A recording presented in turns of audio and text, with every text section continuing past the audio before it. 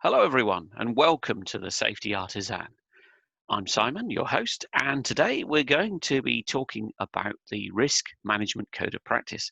Oh, let's just get the light out of my specs. So today we're talking about the Risk Management Code of Practice, and it's a code of practice that I've used myself. I've used it to guide my work and to guide other people to help them in their work. I've used it to simplify the whole practice of what we do, because once you know what you're supposed to do, you can do that, and then you don't have to worry about working out what you need to do.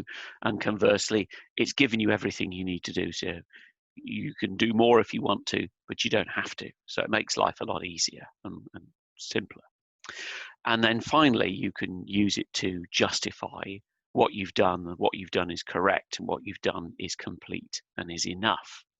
So it's very useful, and that's why I'm teaching it, because it makes life easier. And I'm going to explain how to use it.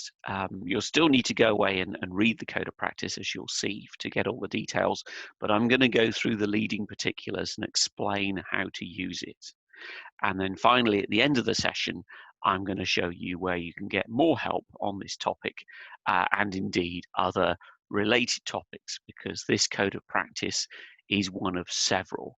And there's one other that you must refer to.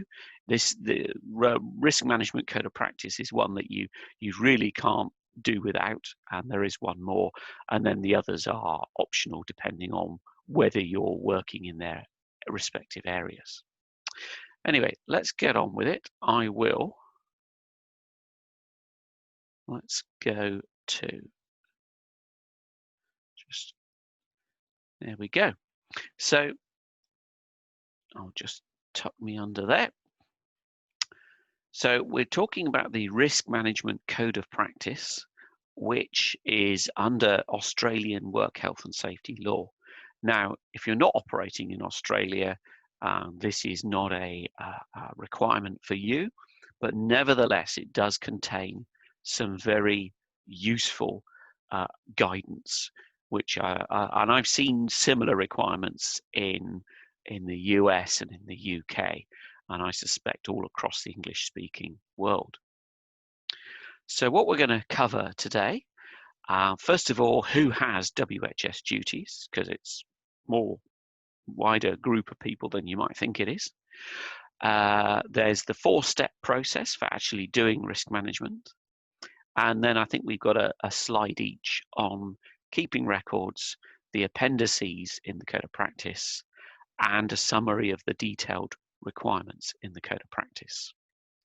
And then I've provided some further commentary, and as I said before, where to get more information.